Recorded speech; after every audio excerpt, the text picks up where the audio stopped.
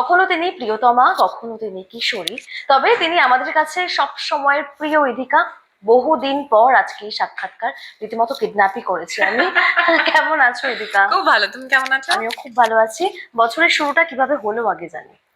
বছরের শুরুটা খুব ভালোভাবেই হয়েছে। পরিবারের সঙ্গে, সকলের সঙ্গে একসঙ্গে হই হই করে কাটিয়েছি। So, খুব ভালোভাবে হয়েছে। আচ্ছা, তুমি কি একটু ফ্যামিলি ওরিয়েন্টেড, ফ্যামিলি সেন্ট্রিক? একটু না, আমি পুরোটাই পুরোটাই অ্যাকচুয়ালি পুরোটাই, কারণ আমার মনে হয় যে যে কোনো ভালো মুহূর্ত বা আমার জীবনের যে কোনো সেলিব্রেশনের দিন আমি ফ্যামিলি আর বন্ধুদের সঙ্গেই কাটাই। বাড়িতে থাকলে কি করতে ভালো লাগে? বেল্লে শুয়ে থাকতে, Lab? ল্যাব বা সিনেমা দেখতে, বই পড়তে। আহ, বেশিরভাগটা আমার মনে হয় আমার ওই টিভি দেখে কাটে বা এমনি শুয়ে কিছু একটা ভাবনা চিন্তার মধ্যেই কাটে। পছন্দের ঘরানা কি, মানে যখন তুমি দেখো কিছু, কি দেখতে ভালো লাগে, কোন ঘরানার কাজ? আমার অ্যাকচুয়ালি আমার যেটা বিষয় হয় যে আমার টাইম টু টাইম চেঞ্জ হতে হতে যায়, মানে কখনো এটা কখনো ওটা, কখনো আবার কিছুটা চেঞ্জ হয়ে গেল, ওরকম হয়।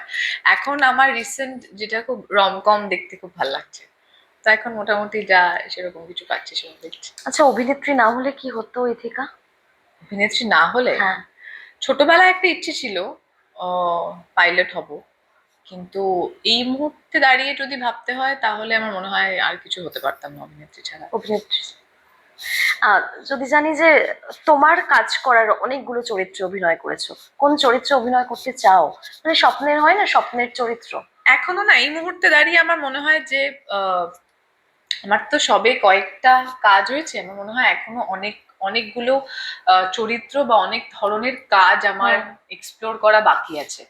তাই এখন অব্দি আমি ওরকম লিস্ট বানিয়ে রাখিনি বা লিস্টের মধ্যে নিজেকে বেঁধে রাখিনি। আমি এখন নিজেকে ফ্রি রেখেছি যে আমি আহ যে কোনো ধরনের চরিত্র বা যেটাই মনে হবে যে হ্যাঁ এটা আমি করতে চাই, তো সেই ধরনের যে কোনো চরিত্রই আমি করতে চাই। এর মধ্যে মানে খুঁতখুঁতে স্ক্রিপ্ট নিয়ে, গল্প নিয়ে, হ্যাঁ, একটু মানে বহু কাজে ফিরিয়েছো, এরকম হয়েছে? একটু অনেক কাজ, হ্যাঁ। অনেক অনেক কাজে আমি ফিরিয়েছি, কারণ আমি এটা বলছি না যে তাই বলে সব যে কটা কাজ আমার করা হয়নি, কারণ যারা ইন্টারভিউটা দেখবেও তারা শুনবে সব কটা কাজ করা হয়নি শুধুমাত্র ডিউ টু স্ক্রিপ্ট সেটা নয়, কারণ অনেক কাজে আছে যে আমাদের তো একটা একটা জিনিস না, অনেকগুলো জিনিস এক জায়গায় এলে তারপরে একটা কাজ সম্পূর্ণ হয়।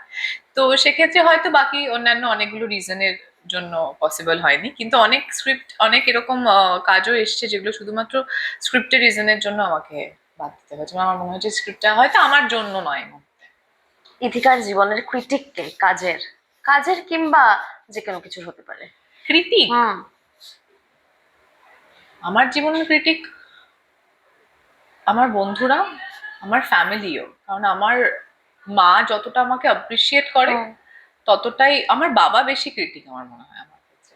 আমার মা একটু অ্যাপ্রিসিয়েট বেশি করে, আমার বাবা একটু এটা কেন ওরকম, ওটা কিরম লাগছে, ওটা একটা কি, ওটা কিরকম, আমার বাবা বেশি ক্রিটিক।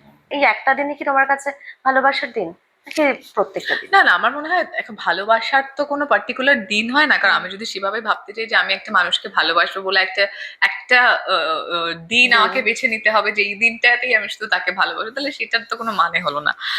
আমার মনে হয় যে ভ্যালেন্টাইন্স ডে একটা ডে হচ্ছে যে আমরা রোজ যেহেতু যেই মানুষটাকে ভালোবাসি বা যাকে রোজ ভালোবাসা বোঝাই, এটা তো প্রত্যেক দিনের একটা প্রসেস। ইন কেস আমরা যদি লাইফ টাইমের কথা ভাবি তাহলে সারা জীবনের একটা প্রসেস, যে যত বছর মানুষটার সঙ্গে থাকবো সারা বছর আমাকে প্রমাণ করতে হবে যে আমি তোমাকে ভালোবাসি। বাট আমার মনে হয় হ্যাঁ, ভ্যালেন্টাইন্স ডে এমন একটা দিন পার্টিকুলার যেদিন হয়তো একটু আলাদা করে ব্যাপারটাকে সেলিব্রেট করা বা একটু আলাদা করে ব্যাপারটাকে পয়েন্ট আউট করা যে হ্যাঁ এমন একটা দিন যেদিন তুমি আমার জন্য স্পেশাল কিছু করবে বা আমাকে সময় দেবে, বা আমিও তোমার জন্য স্পেশাল কিছু করবো বা তোমাকে সময় দেবো। ইধিকার বন্ধু হতে গেলে কি দরকার? আমার বন্ধু হতে গেলে হ্যাঁ, বন্ধুত্বের সংজ্ঞা কি, বা কি দরকার? পার্টনারের ক্ষেত্রে হতে বন্ধুত্বের পারে। সংজ্ঞা ওরকম ভাবে কিছু হয় না। যদি পার্টনার বলো তাহলে পার্টনার বা আমার বন্ধু যাই বলো না কেন, আমার মনে হয় a person with a golden heart I guess is my first criteria.